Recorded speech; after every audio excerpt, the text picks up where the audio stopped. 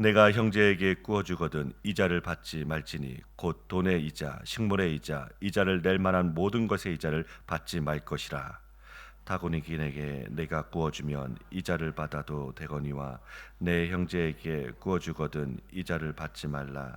그래야면 내 하나님 여호와께서 내가 들어가서 차지할 땅에서 내 손으로 하는 범사에 복을 내리시리라. 내 하나님 여호와께 서원하거든 갚기를 더디하지 말라. 내 하나님 여호와께서 반드시 그것을 내게 요구하시리니 더디면 그것이 내게 죄가 될 것이라. 내가 서원하지 아니하였으면 무죄하리라. 그러나 내 입으로 말한 것은 그대로 실행하도록 유의하라. 무릇 자원한 예물은 내 하나님 여호와께 내가 서원하여 입으로 언약한 대로 행할지니라. 내 이웃의 포도원에 들어간 때에는 마음대로 그 포도를 배불리 먹어도 되느니라. 그러나 그릇에 담지는 말 것이요 내 이웃의 곡식밭에 들어갈 때에는 내가 손으로 그 이삭을 따도 되느니라. 그러나 내 이웃의 곡식밭에 낫을 대지는 말지니라.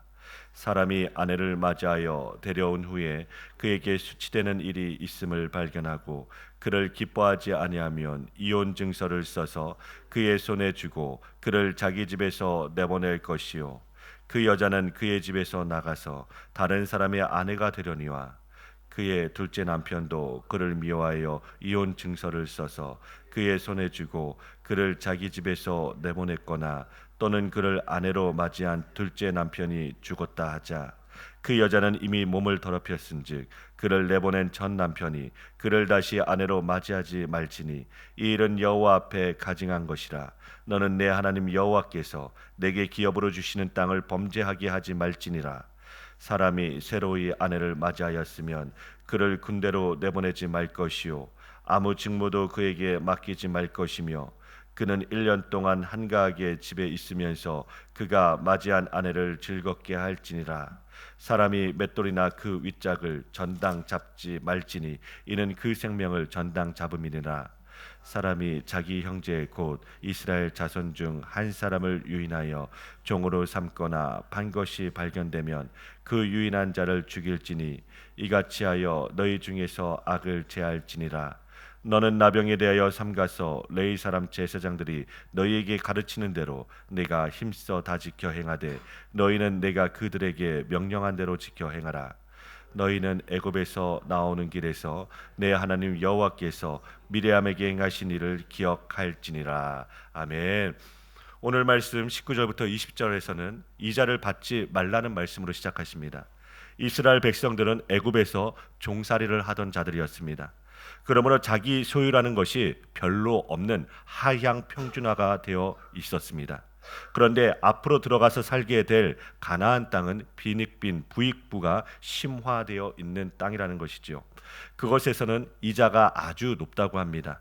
법으로 정하여져 있는 것이 아니기에 어려움에 처한 사람이 돈을 빌리면 그 약점을 이용해서 더 높은 이자를 매기는 것입니다. 이런 모습은 어느 나라에나 있었습니다. 이러한 이자는 돈만이 아니라 식물이나 무엇이나 간에 이자를 붙일 수 있었습니다. 이런 이자를 이스라엘 백성들 안에서는 받지 못하게 한 것입니다. 이방인들에게는 받아도 된다는 것은 그들이 이스라엘 땅에 귀화하여 정착한 사람들이라기보다는 상업을 목적으로 온 이방인들로 보는 것입니다. 이들에게는 이자를 받아도 되지만 내 형제에게는 이자를 취하지 말라고 하십니다. 그리하면 들어가서 살 땅에서 내 손으로 하는 범사에 여호와 하나님께서 범사에 복을 내리실 것이라고 말씀하십니다. 만약에 이자를 받지 않는다면 어떤 일이 일어나겠습니까? 가난한 자들이 어려움을 쉽게 이겨낼 수가 있을 것입니다. 흉년이 들거나 병이 들거나 사고가 생겨서 어려움에 처하는 경우에 돈을 빌릴 수밖에 없는 경우가 있습니다. 자기의 사업을 확장하기 위하여 빌리거나 자신의 욕심을 따라서 빌리는 것이 아니라 정말 생활의 어려움으로 빌려야 하는 경우들은 언제라도 생기기 마련입니다. 그런 경우에 이웃에게 무엇을 빌린 경우 이자를 붙이게 되면 더욱 갚기가 힘이 든다는 것입니다. 그러므로 이스라엘 안에서는 이자를 받지 못하게 하였습니다. 21절부터 25절 말씀에서는 서원에 관한 것과 이웃의 과일이나 곡식에 대한 것을 말씀하십니다. 24절부터 25절 말씀을 보시면 이웃의 포도원에 들어가서 그 포도를 배불리 먹어도 되지만 그릇에 담지 말라고 하십니다. 또 이웃의 곡식밭에 들어갈 때 손으로 이삭을 따도 되지만 낫을 대지 말라고 하십니다. 이것은 가난한 자들에 대한 배려라는 것입니다. 배가 고파서 이웃의 포도를 따먹거나 밀 이삭을 잘라 먹을 수는 있지만 남의 소유물을 그릇이나 낫이라는 도구를 가지고 취하는 것은 도적이 되는 것입니다. 그러므로 이런 법을 주신 것도 너희가 긍휼을 입었기에 긍휼을 베풀라는 것이죠. 고아와 과부와 나그네를 위하여 밭에 수확물을 거두다가 놓쳐버린 것을 그대로 방치해 두라는 것이나 밭에 한 모퉁이는 그대로 두라는 것들이 다 하나님의 긍휼을 보여주는 장치가 되는 것입니다. 계속해서 신명기 24장 1절부터 4절 말씀에서는 이혼 증서에 관한 말씀입니다. 성경이 기록된 당시에는 이혼할 경우 여자가 절대적으로 불리한 세상이었습니다. 그때 여자의 주의라는 것이 얼마나 열악하였는지, 특히 이스라엘 백성들이 들어가서 살아갈 가나안의 여인들의 처치는 비참한 그 자체였습니다. 어떤 구실로든 아내를 내어보낼 수가 있었으며 위자료도 없이 내어보내는 것입니다. 그러다가 다시 그 아내와 결혼하는 경우도 흔하였다는 것입니다. 결혼에 대한 신성함도 없었습니다. 이런 풍습이 만연한 땅에 들어가서 살아야 할 이스라엘 백성들이 결혼과 이혼에 대한 하나님의 법을 듣는 것입니다. 24장 1절 말씀입니다. 여기서 아내에게 수치되는 일을 발견하였다는 것은 음행이 아닙니다. 음행을 하면 신명기 22장에서 돌로 쳐 죽이게 되어 있습니다. 그러므로 수치되는 일이 구체적으로 지적이 되지는 않았지만 아내에게서 허물이 발견되고 그것으로 인하여 남편이 싫어하여 내어보낼 경우 이혼 증서를 써주라는 것입니다. 이혼 증서를 가진 것은 음행의 연고는 아니라는 것이 증명이 되는 것입니다. 그리고 이혼 증서를 주므로 재혼할 수 있는 길을 열어주므로 약자에 대한 배려와 보호를 하는 것입니다. 이혼당한 여인이 혼자서 살아가기에 너무 힘드는 세상이 고대 사회였습니다. 그러므로 이혼 증서를 주므로 이혼을 허용한 것은 이혼하지 않고서 아내를 괴롭히는 것보다 나은 방법이기에 허용한 것으로 보아야 하는 것입니다. 이런 허용은 사람의 악함을 인함이지 원래 결혼 제도의 뜻은 아니라는 것이 예수님의 말씀입니다.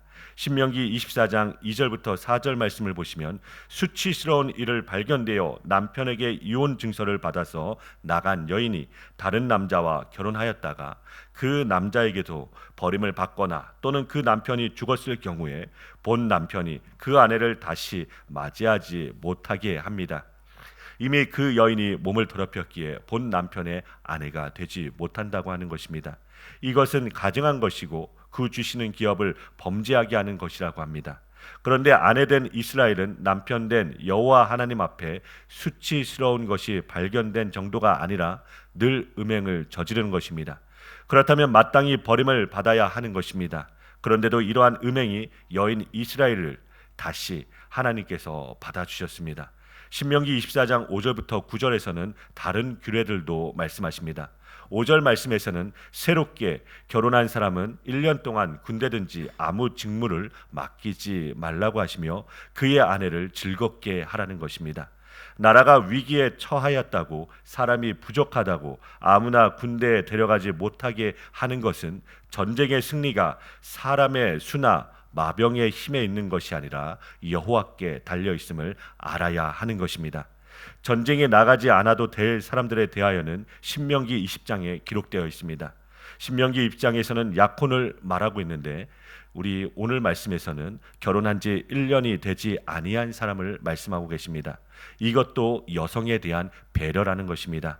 6절 말씀에서는 맷돌을 전당 잡는 것은 그 생명을 전당 잡는 것이라고 합니다. 부자들이야 곡식이 넉넉하여 매일 곡식을 갈아서 양식을 마련하지 않아도 됩니다. 고운 밀가루를 얼마든지 미리 맷돌질하여 넉넉하게 준비해 둘 수가 있습니다. 그런데 가난한 자들은 하루 일하여 품삯으로 곡식을 받아오면 그날 갈아서 먹어야 생존하는 것입니다. 그런데 맷돌이 없으면 하루 벌어 하루 먹고 사는 사람이 살 수가 없는 것이기에 맷돌을 담보물로 잡지 말라고 하시는 것입니다. 그래서 맷돌을 담보물로 잡는 것은 생명을 전당 잡는 것이라고 하십니다. 7절 말씀입니다. 인신매매를 금하고 있습니다. 사람을 유인하여 잡아서는 종을 삼거나 판 것이 발각되면 그런 자는 죽이라고 하십니다. 이런 법들을 어기는 것은 자기들이 어떤 자들이었는지를 완전히 망각한 자들의 행위인 것입니다. 자신들의 애굽에서 종살이 하던 것을 기억하라는 것이지요. 그래서 이런 법들을 주시는 것은 너희가 종으로 살다가 하나님의 은혜로 구속받아 자유인이 되었다는 것입니다. 우리의 하나님은 오늘 말씀을 통하여 약자 중심의 하나님, 가정 중심의 하나님, 생명 중심의 하나님을 보여주십니다. 하나님의 약속된 그 언약을 이루시기 위하여 바로 예수 그리스도께서 오셨습니다. 우리가 수치스러운 정도의 일이 아니라 이미 음행을 하여 버림을 받아 마땅한 자들입니다. 하나님과 재물을 겸하여 섬길 수가 없습니다. 돈을 사랑함이 일만 악의 뿌리입니다. 마음의 음욕을 품어도 이미 간음을 한 것입니다. 음욕이란 반드시 성적인 것만을 말하고 있진 않습니다. 구약에서 이스라엘의 간음이란 우상 숭배를 말합니다. 탐심이 우상 숭배이기에 우리가 땅의 것을 바라보고 그것을 삶의 목표로 살아가는 것은 늘 간음하는 모습입니다. 그렇다면 우리는 이혼 증서도 필요 없습니다. 돌로 쳐 죽임을 당하여야 마땅한 자들이라는 것입니다. 그런데 그 죽음의 자리에 예수님이 대신 서신 것입니다. 우리의 허물과 죄악을 그에게 담당시키신 것입니다. 그렇게 담당하실 뿐만 아니라 우리와 영원히 결혼하시겠다는 것입니다. 그래서 교회를 그리스도의 피로 값주고 사신 신부라고 하고 예수 그리스도가 교회의 남편이 되는 것입니다. 이렇게 하심을 통하여 호세아서의 예언대로 성취되는 것입니다. 호세아서 2장 19절부터 20절 말씀입니다. 내가 내게 장가들어 영원히 살되 공의와 정의와 은총과 긍휼이 여김으로 내게 장가들며 진실함으로 내게 장가들리니 내가 여호와를 알리라. 아멘. 이 말씀의 성취를 예수님을 통하여 보게 되는 것입니다. 우리의 손에 이혼 증서가 아니라 영원한 혼인 증서가 들려져 있다는 것이 얼마나 놀라운 하나님의 은혜와 사랑임을 깨닫고 오늘 하루도 주님 사랑 가득한 하루 되시길 간절히 기도드립니다.